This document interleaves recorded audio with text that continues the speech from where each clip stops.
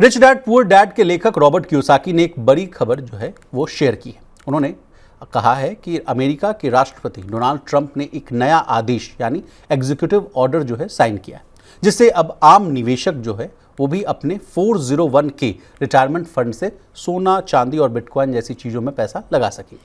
Kiyosaki का मानना है कि इस फैसले से इन चीज़ों की डिमांड बढ़ेगी और इसलिए सोना, चांदी और बिटकॉइन की कीमतें और बढ़ सकती हैं। इसके अलावा कियोसाकी कहते हैं कि मैं म्यूचुअल फंड्स और ईटीएफ में इन्वेस्टमेंट यानी निवेश नहीं करता। मेरे हिसाब से ये लूजर्स के लिए।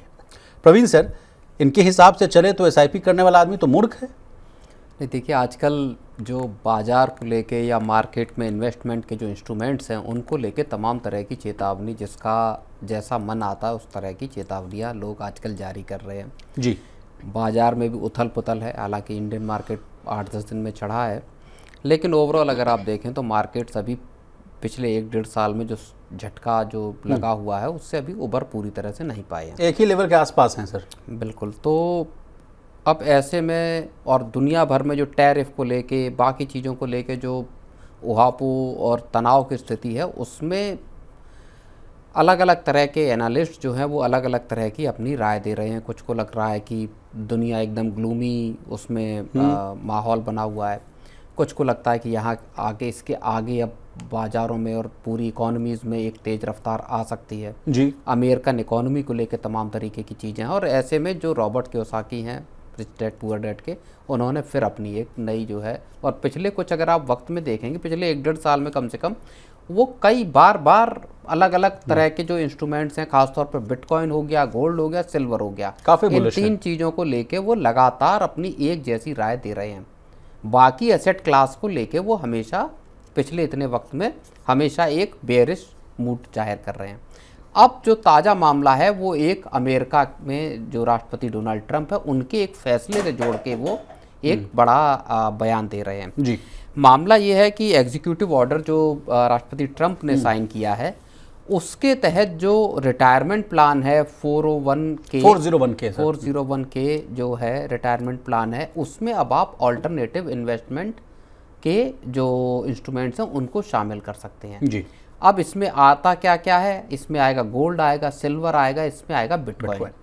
तो एक तरह से जिस क्रिप्टो करेंसी और गोल्ड सिल्वर को लेके बुलिश थे रॉबर्ट कियोसाकी पहले से, उस चीज़ को अब वो फिर से उसकी ओर इशारा कर रहे हैं और ये कह रहे हैं कि ये जो ठिकाना है यही ठिकाना अब सबसे तगड़ा ठिकाना बनने वाला है। क्योंकि जब बड़े पैमाने पर रिटायरमेंट का चूंकि फंड लंबी अवधि के होते हैं, वहाँ अगर इन पैसों इन अल्टरनेटिव इन्वेस्टमेंट टूल्स में वो पैसा जाएगा तो यहाँ और तेज़ी आएगी।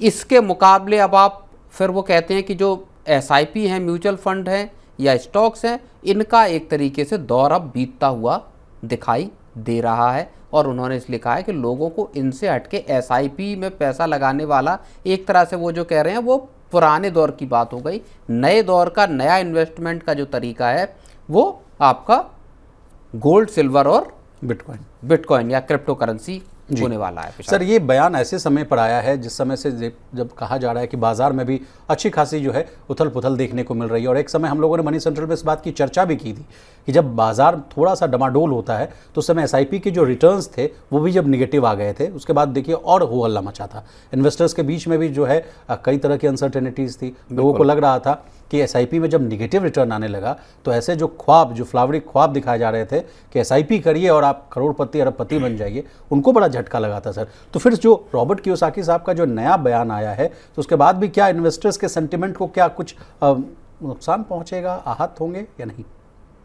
नहीं, देखिए एक बड़ी बात जो इसमें वो कह रहे हैं वो ये कह रहे हैं कि जो ये वाले टूल्स हैं आपके, चाहे स्टॉक्स हों या म्यूचुअल फंड SIPs हों, ये इनएफिशिएंट हैं, इनएफिशिएंट साबित होंगे और इसलिए वो इनसे दूर रहने की बात कह रहे हैं। इसके साथ वो ये कह रहे हैं कि इन्फ्लेशन एक बड़ा फैक्टर साबित होगा पूरी दुनिया के लिए, और उसके साथ साथ जो करेंसी, फिएट करेंसी है, उसके साथ जो जोखिम जुड़े हुए हैं। और ख़ास तौर पर अगर आप डॉलर को देखें तो धीरे धीरे जो डी-डॉलराइजेशन की एक प्रक्रिया शुरू हुई है, उसने जो फिएट करेंसीज़ हैं उनको लेके एक माहौल को बनाया है। अब इस पूरे माहौल में अब उनको लगता है कि चूंकि जो बॉन्ड हो गए, आपके जो गवर्नमेंट सिक्योरिटीज़ हो गई या आपके MF वगैरह हो गए, SIPs हो गए, वो एक रिस्की बेट है यहाँ से जी। और इसलिए फिर वो कहते हैं कि आप अब गोल्ड और सिल्वर की तरफ जा सकते हैं। प्रवीण सर, एक अच्छी बात उन्होंने ये भी कही है कि कहा है कि कोई भी अगर निवेशक है, जो इन्वेस्टर है, पढ़ लिख कर अगर काम नहीं करेगा, अगर उसको समझ में नहीं आएगा, तो उसके जो इन्वेस्टमेंट है उसमें उसको नुकसान होना लाजमी है। ये बड़ी अच्छी बात उन्होंने कही। नहीं तो ये तो सारे लोग कहते आते हैं कि पढ़ाई लिखाई या समझदारी से डिसीजन लेना बहुत ज़रूरी है, लेकिन अब रॉबर्ट कियोसाकी जो बात कह रहे हैं बिटकॉइन को लेके या इस तरह के टूल्स को लेके, देखिए भारत के लिहाज से इस चीज़ को परखना बहुत ज़रूरी है। बहुत सारे इन्वेस्टर्स जो मान लीजिए रॉबर्ट कियोसाकी जैसे बड़े दिग्गज इन्वेस्टर कह देते हैं, जानकार कह देते हैं कि साहब यहाँ लगाओ और फिर उस तरफ भाग पड़ें, उसमें हमको अपने देश की, अपने देश काल की जो परिस्थिति की बात होती है उसको समझना बहुत ज़रूरी है। डोमेस्टिक फैक्टर्स की आप बात कर रहे हैं। हाँ, अब भारत में मान लीजिए गोल्ड और सिल्वर में तो निवेश करने की परंपरा सदियों पुरानी है। जब दुनिया सोचती भी नहीं थी तब भारत में हमें कोई ना समझाए। हाँ, तो गोल्ड सिल्वर तो एक तयशुदा चीज़ें हैं, उसमें की तो बात अलग है। लेकिन अब बात आ जाती क्रिप्टो करेंसी की। क्या भारत में रेगुलेटरी फ्रेमवर्क है क्रिप्टो करेंसी को लेके, इन्वेस्टमेंट को लेके? उसका जवाब है नहीं। भारत में सरकार अभी तक कोई क्रिप्टो करेंसी को लेके एक कानून या बाकी चीज़ें तैयार नहीं कर पाई कि किस तरह इसकी ट्रेडिंग होगी, इसको क्या कोई असेट क्लास का दर्जा दिया जाएगा या नहीं दिया जाएगा। रिजर्व बैंक हमेशा से खिलाफ है। रिजर्व बैंक अपनी CBDC लेके आया है ना, ई-रूपी जिसको बोलते हैं, ब्लॉकचेन पे आधारित। जी। रिजर्व बैंक सरकार के भी इस बात का विरोध करता रहा कि किसी तरह का हम नियम कायदा लेके आए क्रिप्टो करेंसी में। सरकार ने एक काम जरूर किया 2021 के आसपास, जब उन्होंने उसमें क्रिप्टो करेंसी की अगर आप ट्रेड करते हो कुछ प्रॉफिट हो जाता तो उस पर 30% का टैक्स सरकार ने उस पर जरूर लगा दिया। तो भारत में इतने हैवी टैक्स में क्या क्रिप्टो करेंसी में इन्वेस्टमेंट करने के बाद क्या आप म्यूचुअल फंड SIPs जो कि लंबे वक्त के लिए और एक ज़्यादा स्थिर चीज़ मानी जाती है, क्या उससे हटना सही होगा? ये जरूर सवाल भारत के लिहाज से पैदा होता है विशाल। लेकिन एक अंतिम सवाल सर, रॉबर्ट कियोसाकी साहब का जो बयान आता है सर, उसमें एक चीज़ मैं देखता हूँ कि जो आप गोल्ड कहते हैं, कियोसाकी साहब कहते हैं गोल्ड देखिए ऑल टाइम हाई पे है, सिल्वर कहते हैं वो भी एक ऑल टाइम हाई पे है, बिटकॉइन भी देखिए वो भी लाख के पार है सर। तो इनकी जो भविष्यवाणी ये सही होती हुई भी नजर आती है। क्या इसके पीछे कोई और तर्क आप देखते हैं, कोई और कारण देखते हैं? नहीं, अभी देखिए दुनिया भर में माहौल ही इतना अनसर्टेन है। देखिए रूस यूक्रेन में जंग चल रही है, नेपाल में अभी आपने बिल्कुल हाल में देखा पूरी किस तरह का रेवोल्यूशन हुआ, किस तरह तख्ता परिवर्तन हुआ। गाज़ा में इजरायली ऑफेंसिव जारी है। ईरान के साथ इजराइल की वॉर एक फौरी रही लेकिन रही। भारत और पाकिस्तान के बीच में एक बहुत शॉर्ट लेकिन एक जंग हुई। पूरी का पूरा जो साउथ एशिया है उसमें इस अस्थिरता पैदा हुई।